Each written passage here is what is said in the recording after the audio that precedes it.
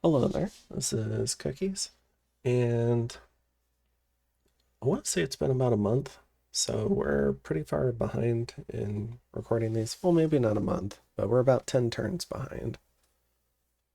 I don't necessarily remember everything that was happening in terms of Diplo around here. Generally speaking, there might be a couple of trades organized, but I'm mostly, um, over the next 10 turns, I'm mostly going to build out the blood hunting economy. I'm going to focus on foraging what my teammates need, and I'm going to be focusing on site searching. So what I want to do here is go through just the different battles, maybe watch those, see what's running around, and yeah, let's go ahead and dive into it. So we got some earth gems from Kaelasa, probably for foraging. I believe this is turn 48. To do some site searching. Although I don't, I think I can probably skip this portion. I think we find a fair number of astral sites, but not a lot of other stuff. So I think what I'll do is I'll just watch the battles, and that's to try and catch up a little bit faster. We do have 2 dire portents go up this turn. So our Eyes of God gets overcast, so we're going to lose graphs. So we don't need to necessarily look at those. And then, let's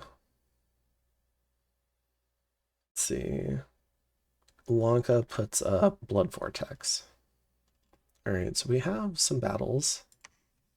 We've got Makone attacking Kaelasa. So the Chief of Welfare Department. A Telking has a very cool Robe of Sorcery. Winged Shoes. Otherwise a pretty basic MR focused kit. And then maybe this thing for a little bit of repelling. But yeah, not a huge protection thug, but autocasts foul vapors and has a fair number of gems.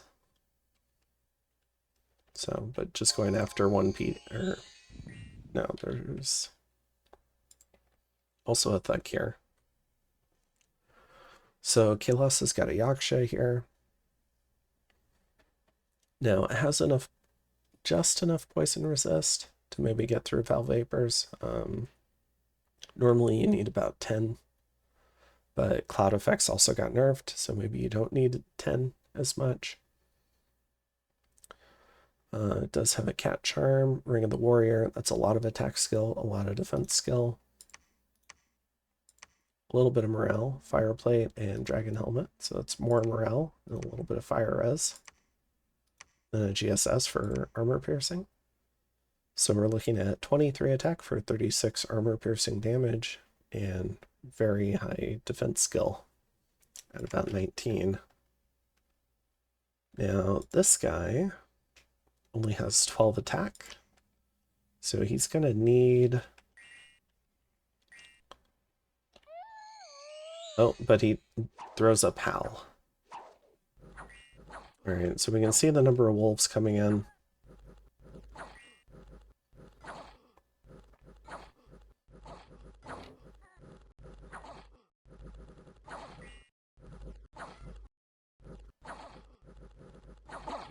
So, fairly clever magic phase option. Just magic phase on the thug, throw up, Howl, and you should be good to go. Every wolf in this province is probably showing up to this.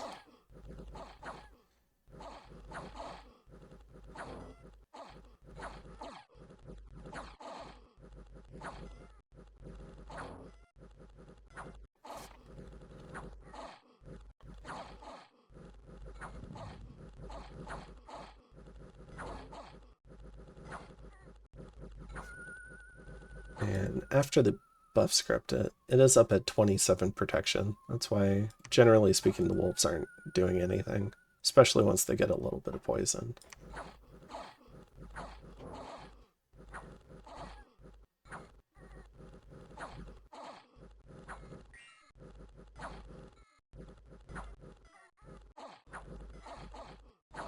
We do see a tick of poison, but it ends up resolving a little bit, and then there's some false damage getting applied. And that's from this guy. So he's got these phantasmal claws. It's an MR check, but it's armor negating damage. And this guy, while he's got great stats across the board, only has 18 MR. And I say only, but with enough checks, he will start to, this Yaksha will start to accumulate false damage.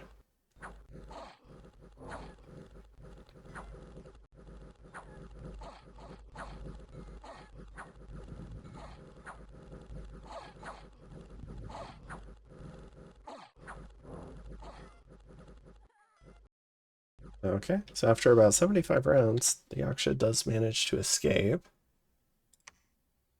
Alright, so gets a bunch of experience, but loses the province. Now, really quick, I want to see the Yaksha's name. Ikagra? Alright, so let's go ahead and check out the neighborhood. That's a Yakshini. Okay, so it might have died in the retreat, or it might have gone to this army. We'll have to see. Alright, and then we've got an attempted assassination going up against this Furbolg scout.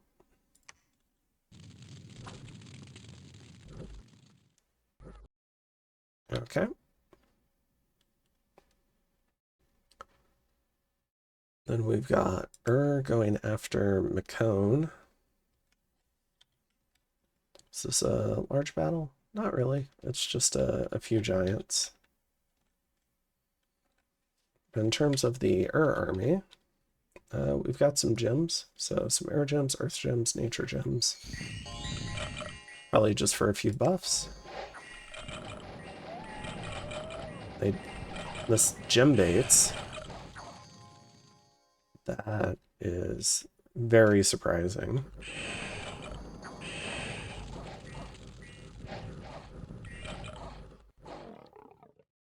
Okay. So yeah, now just left with 2 nature and 1 air. Feel a little bit bad for that. I don't think that should... 1 PD and a few retreated units should not gem bait, probably. Or that was here, yeah. Especially with no mages. Alright. Then we've got Upar attacking Pan. Whole bunch of Gen. Just looks like a couple of retreated units, so we've got a couple of White Centaur here, but they're unblessed.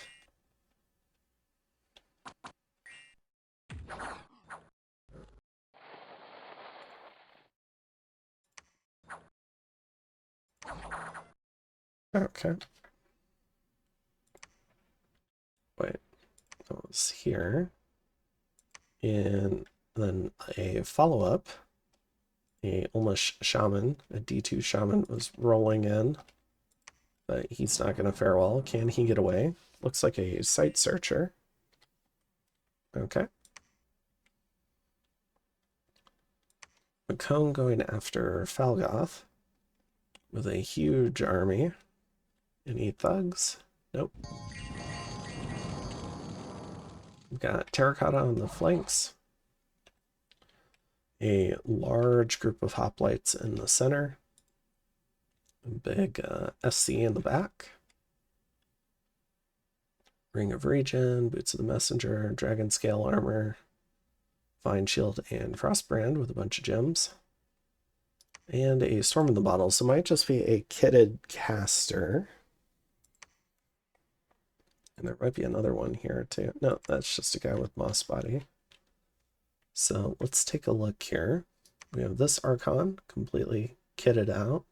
Shielded Meteoritic Iron, Iron Face, very expensive kit. For an E4, probably doing Steel Slice Warriors.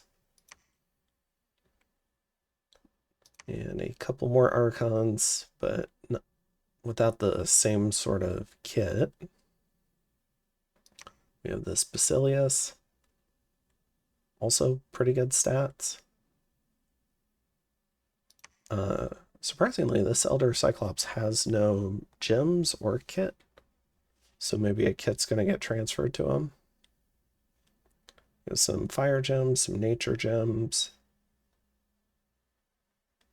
Let's see, this guy's got a soul contract. Just tagging along with the army. And then we've got a couple of pole marches, each of them with a GSS and a endless bag of wine. And then earth boots on this guy, so he's an E3. So, pretty cool army. Very dangerous looking. Has an aerial component as well to prevent gem baits or traps, or at least try to prevent. All right, and then we've got Vanheim going after Agartha.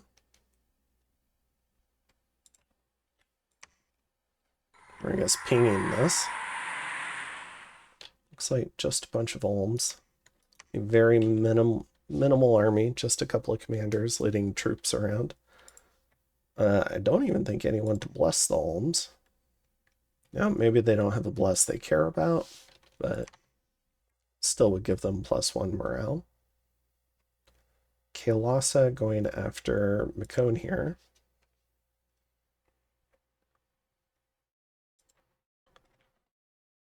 So we have a Halberd of Might Thug, also with a Ring of the Warrior, Boots of Long Stride, Fireplate, Dragon Helmet. Just a little bit of PDA, I think.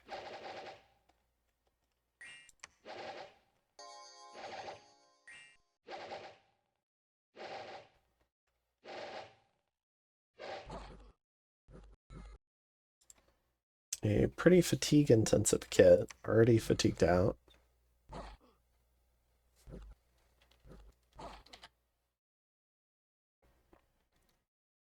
And Satis rolls into the same province, but he's got a full army.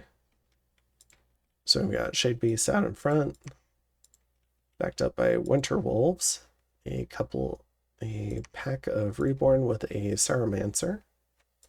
I don't think any gear on them, but does have a different Sarumancer who's Death 5. With his Skull Staff, he's got 2 of those. A bunch of Death Gems. This is the Gem Mule.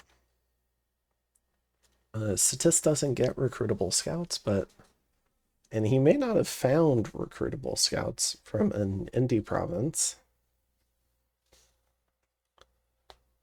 Normally, even in EA, I'll find some sort of like even an Atavi province or something along those lines to have a scout or some sort of expensive scout. But yeah, it can be difficult on Satis. Also has his Pretender here. But yeah, I mean, this Thug should be able to gem bait. So we'll see what the Satis script is. This Windmaster is definitely too close to the Winter Wolves. He's gonna get frozen out.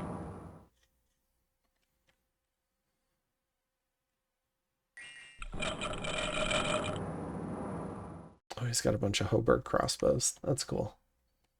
So has a range component, and he does have an Atavi province because he has these Atavi archers, unless it's the Mercs under Bendar. But I don't see an Atavi chieftain here. So yeah, he should be able to have scouts hold that. Maybe not technically an Atavi It would be an Atabi chieftain holding the gems. So not technically a scout, but yeah, full gem bait.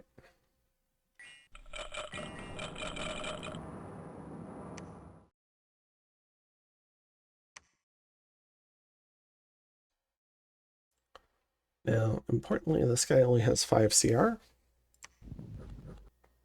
This is not normally in an army you expect out of Sitis, with a bunch of cold auras, darkness you would certainly expect, but it's got a very different vibe from the heat-loving lizards. And we already knew this guy had fatigue issues. Pretender lands in an ideal spot. It's got flight. And its buff cycle is Temper Flesh, Soul Vortex, Iron Skin, Flying Shield, Shroud of Bewilderment.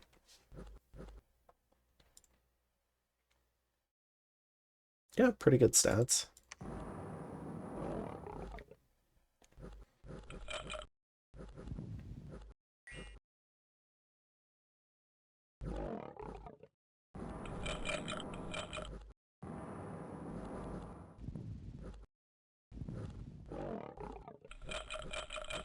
Now, this guy does have a Soul Slay effect,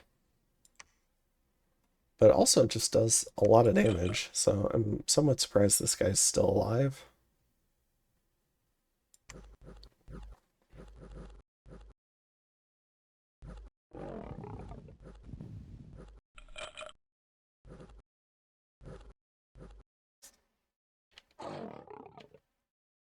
And all the way to, is that like round 10 or 11? So yeah, the thug definitely dies. We did a little bit of gym baiting, but probably would have rather had the thug, but you know, stuff like that happens. Definitely can't prevent them from dying. And we've got a group of camels and a bunch of gen. What? Ooh. And this is going after a TNG army. So this will probably be our main entertainment. We have an Ifrit Sultan, a Master of Earth and Water, very high paths. This is a hero. Pretty cool. A whole bunch of Masters of the Dead, probably to do Ancestral Spirits.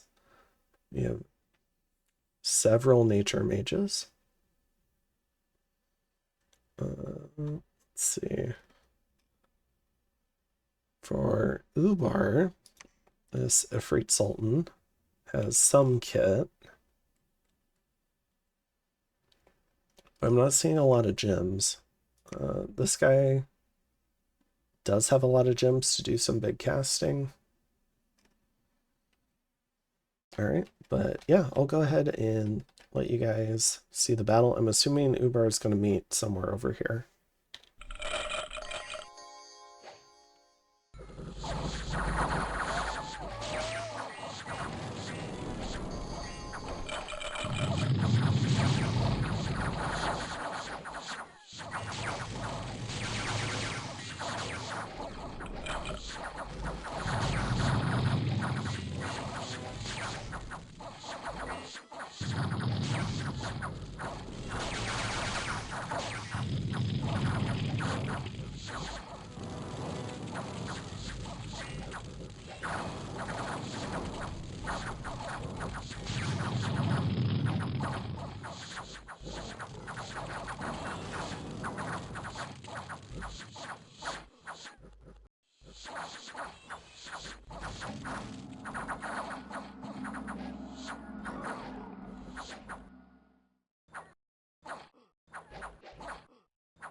All right, let's see if the tiger's still up.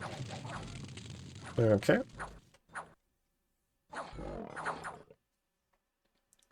So he's routed because the army's routed. Does have the Sultan on him, though. Cool.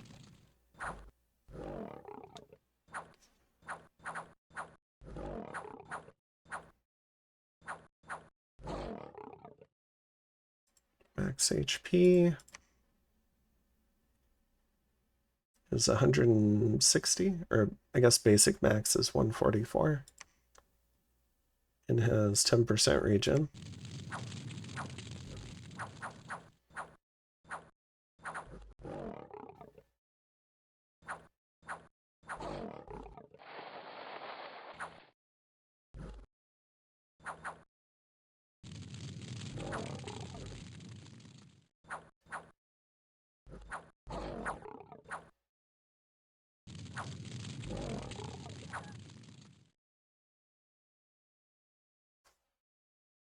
All right. So a resounding victory for Ubar. Loses only 12 Guardians, which are different than the normal Gen Warriors. Oh, it's been a while since I played Ubar, so I'll have to take a look at how their recruitment works. I think these are the ones you can recruit after your event, like, or like you get your site, your dormant site that allows you to recruit better stuff. They end up wiping this whole TNG army, including a number of mages and taking a bunch of gear.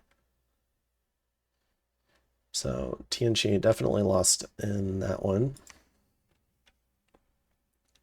But Gen are definitely very difficult to deal with. We have a Yakshini thug.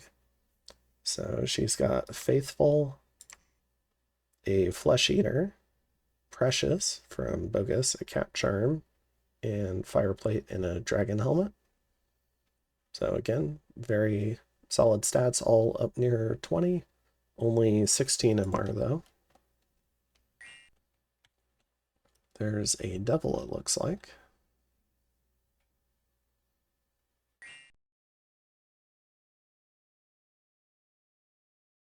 Oh, but I think the Devil just routed. And may have routed the PD with it, because it had too many hit points. Alright. Then we've got a battle at the Fortress of Vlex. So the Kaelasa army is storming the fort. There's nothing inside though. Just to give a reminder, this is the kit on this army. So a clam of pearls, and then we've got some pearls here. A number of other gems for storming the fort, chassis of the mountain to help out with earth buffs. A big nature mage, and a big air mage as part of a communion. So, and then also has a banner of the Northern Star, which casts light of the Northern Star. So that's why we have the +1 to astral mages. And the powerhouse of this army is definitely these Marut in the center. They're sacred. They have a throw lightning effect, which is fatigue based, which is a tremendous amount of lightning. And then a large number of sacreds with a falchion. This is what all my fire gems have been becoming.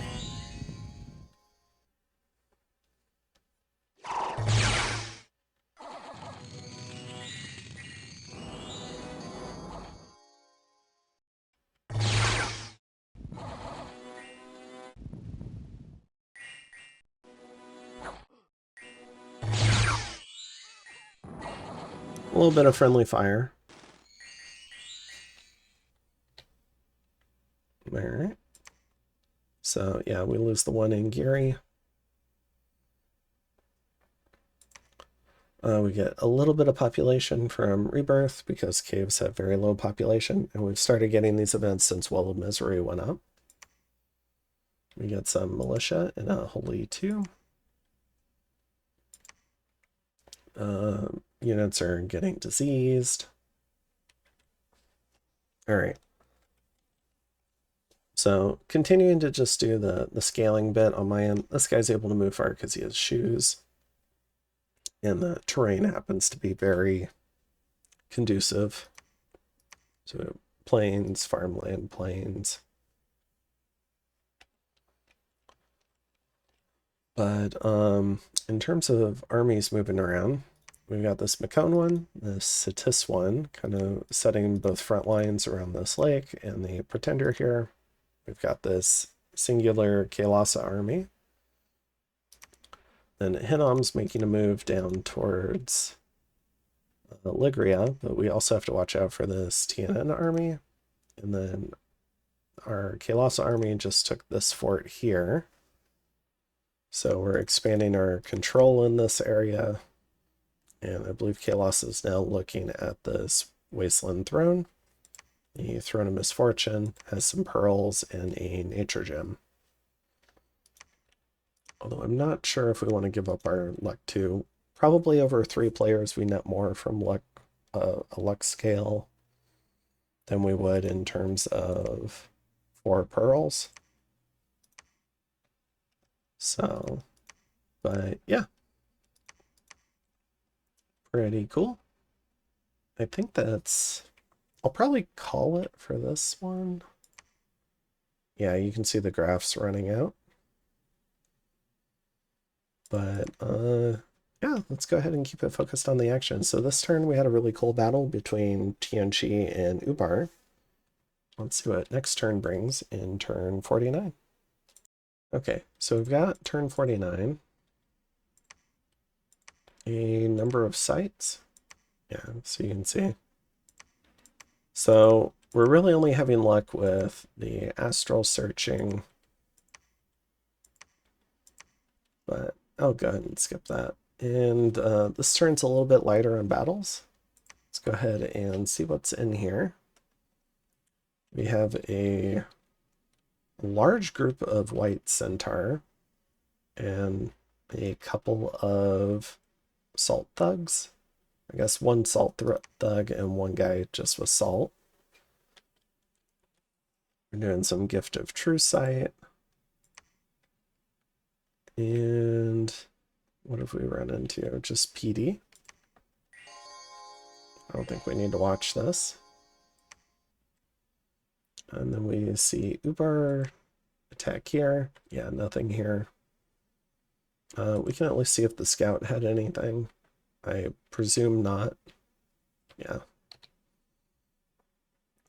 Kailasa goes after Desert of the Cliff Dwellers. Finds nothing. We've seen this army before. Satis goes after Vertlin. Loses, it's a fair amount of PD here, so it loses a couple of things, but we saw that Satis army earlier this episode too. And then Zabalba going after Macone. This could be more substantial. We'll see. Okay, so we get a look at the new Zabalba army. Let's go ahead and take a look. A lot of Vision's Foe. Very expensive, but causes eye loss. Has 10 ammunition. A lot of Scarlet Loop Camazotz. This Demon of the Skull with Earth Gems, Death Gems, Lifelong Protection. Excellent armor with this Marble Armor. Cast Stone Skin. E3, Death 4 can do big death spells like Darkness. Although it doesn't have the Death Gems for it. You can also throw up something like Rigor Mortis. And then High Earth, so it could do Earthquakes. Especially with Zabalba's flying armies. Especially once they spend the Blood Slaves. Which you don't have to worry as much when you have a bunch of Scarlet Loops. And is that most of that army? Oh, it looks like we have an Exapate Thug as well. So big susceptibility to poison. But this guy's also got 3 Earth Gems and has 12 attack for 18 damage, but does a really cool fatigue and disease effect. I think that's most of it. A couple of these mages have armor. I think that's because of the spells that they're going to be casting. Death 3 with 4 death gems. Not sure what this guy's goal is. It's not enough for Rigor Mortis or Darkness. I believe you need Death 4 to cast that. But we'll have to see. So yeah, that's our first glimpse of this army. Let's see, 174 Aussies. Quite scary. Then we have a couple of fights between Vanheim. So the Grand Army of Vanheim finds the Agarthan stack. Now, if you remember, this Agarthan stack only has 2 commanders, and no one's going to be blessing these alms. Vanheim, on the other hand, coming very prepared. Has air gems, has their dragon, a dwarven smith for earth buffs, jade sorceress for nature. And then looks like 4 different thugs, double frostbrands and 2 GSS thugs. All of them with a gossamer veil. So it gives blur, which is pretty nice, but also gives them additional glamour paths. 2 of them have some glamour gems to take advantage of that with. And then some miscellaneous items like dream spools. So maybe we're going to see some illusory armies. And then a dancing trident, rabbit foot charm for luck. And, or wait, twist fate, sorry. And then an amulet of anti-magic and a snake rings for some poison resist and MR. So up at 20 MR. Okay, so should be a pretty decisive victory for Vanheim. The big thing is it's going to cost them their gems, and we're going to have to see how many they lose, especially among the Draconians, where he's probably hoping those are his siege strength.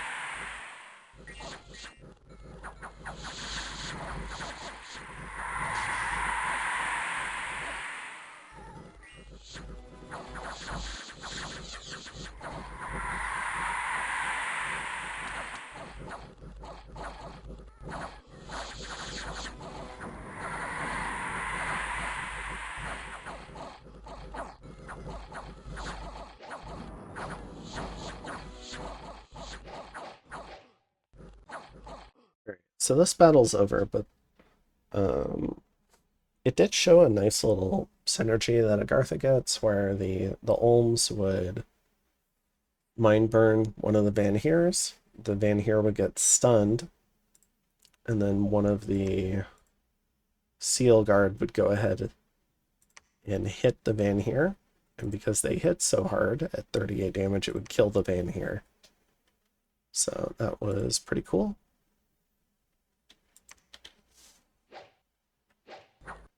Yeah, a complete wipe. And, I mean, the Seal Guard really need that because they've only got 9 attack. Okay. And then a follow-up battle against Femoria. But this is just some ghouls.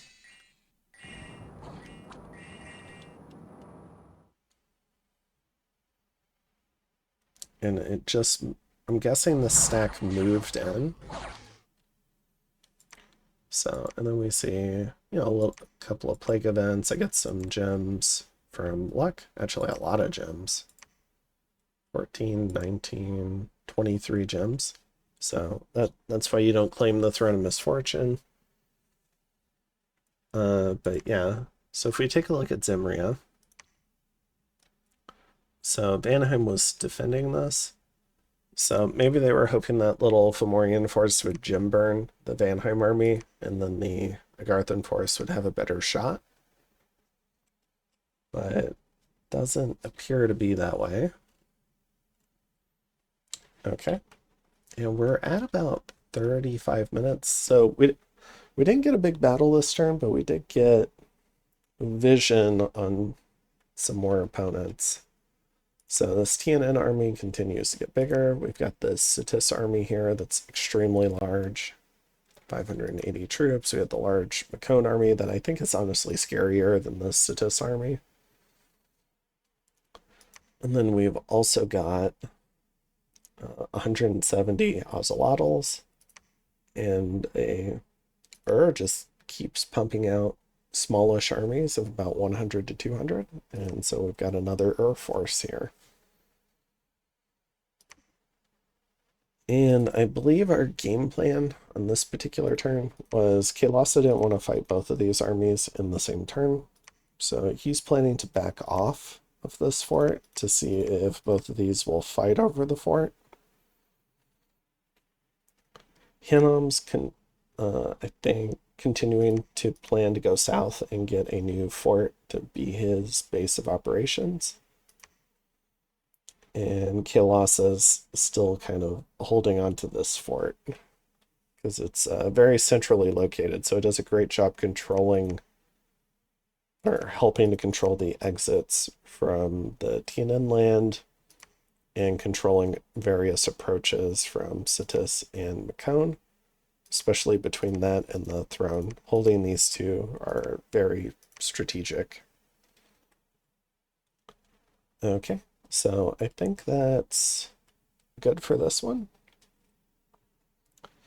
And I will go ahead and see you in the next one in turn 50. Have a good one.